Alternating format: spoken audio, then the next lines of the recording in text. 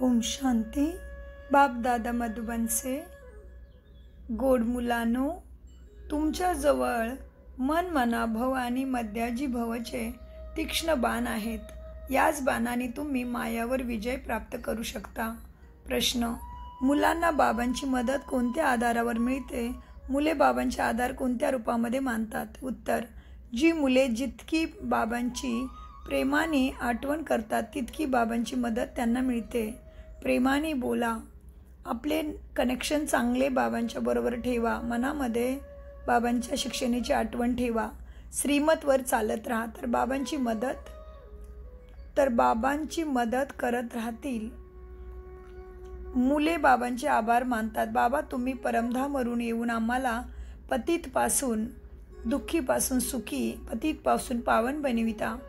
तुमच्याकडून आम्हाला किती सुख मिळते, तर या सुखामध्ये प्रेमाचे आसू देखील येतात. तर बाबांनी सांगितलं, ओम शांती. मुलांना सर्व प्रिय असतात आपले आई वडील, आणि मग आई वडिलांना मुले जास्त प्रिय वाटतात. आता बाबा ज्यांना तमेव माताचे पिता म्हणतात ना, तर तुमच्या लौकिक मातापितांना, म्हणजे आपले जे प्रेझेंट शरीराचे मातापिता आहेत, त्यांना तर आपण कधी म्हणत नाही ना तमेव माताचे पिता. तमेव मतलब भगवंताला आपण विसरलेलो, म्हणून त्याला आपण आळवणी घालण्यासाठी म्हणतोय ना सारखं तमेव माताचे. तर बाबा आज त्याच्यावरतीच आपल्याला आठवण करून देतात. आणि गोड गोड खूप खूप वर्षानंतर भेटलेल्या मुलांच्या प्रति मातपिता बापदादांची प्रेमपूर्वक आठवण आणि शुभप्रभात. आत्मिक पित्यांचा आत्मिक मुलांना नमस्ते. आम्ही आत्मिक मुलांचा आत्मिक मातपितांना याद प्यार आणि शुभप्रभात. नमस्ते प्यारे बाबा, नमस्ते. धारणासाठी बाबांचे प्रिय बनण्यासाठी कशाची धारणा करायची आहे? संपूर्ण मुरली लक्षात राहत नाही किंवा मुरलीचे पॉईंटही लक्षात राहत नाहीत, तर धारणाचे पॉईंट तरी लक्षात ठेवायचे असतात. धारणा पण लक्षात नाही राहिली तर वरदान लक्षात ठेवा. वरदान पण लक्षात नाही राहत तर महावाक्य लक्षात ठेवा. महावाक्य पण लक्षात नाही राहत तर मग बोधवाक्य किंवा प्रश्न पण लक्षात ठेवा. ना आपण त्याच्यावरती बाबांच्या आठवणीमध्ये आपलं पुण्य वाढवू शकतो. तर आपण पाहत होतो धारणेमध्ये अमृत वेलेला उठून बाबासोबत खूप गोड गोड गोष्टी करायच्या आहेत. बाबांचे आभार मानायचे आहेत. बाबांच्या मदतीचा अनुभव करण्यासाठी मोस्ट बिलेवड बाबांची अतिशय प्रेमाने आठवण जरूर करायची आहे. वरदान: सदैव उमंग उत्साहामध्ये राहून मनामध्ये आनंदाची गाणी गाणारे अविनाशी भाग्यशाली भव. किती भाग्यशाली आहे? अविनाशी म्हणजे त्या भाग्याचा कधीही खतम न होणारं भाग्य, विनाश न होणारं भाग्य आपल्याला प्राप्त होतं. पण कधी?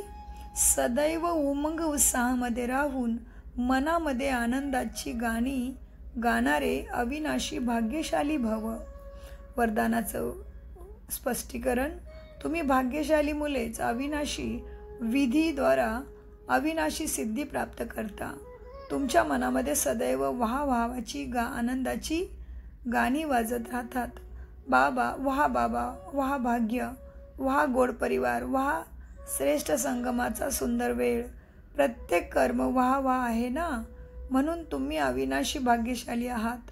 तुमच्या मनामध्ये कधी हाय, आय मतलब का और मी असे शब्द येऊ शकत नाहीत. वाय दिस हॅपन, ये कैसे हुआ, वो कैसे हुआ, ये का झालं, ते का झालं, असं प्रश्नामध्ये जाऊ नका.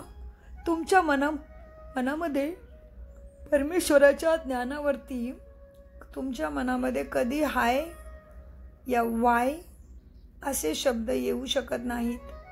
हाय ऐवजी वाहा आणि आयच्या बदल्यामध्ये वाहा हेच बाबांनी काय सांगितलं? वाय क्यूच्या बदले जे पण घडत आहे त्याच्यासाठी वाहा भवती. खूप चांगलं हे शब्द येऊ दे. आणि आयच्या ऐवजी बाबा शब्द येऊ दे. मतलब मी सगळं हे मी केल्यापेक्षा बाबा करत आहेत, परमेश्वर करत आहेत, हे शब्द मनामध्ये राहू द्यात.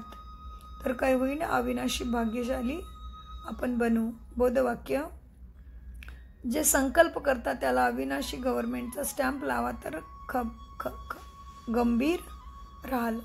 जो संकल्प करता त्याला अविनाशी गव्हर्नमेंटचा स्टॅम्प लावा, तर तुम्ही गंभीर राहाल.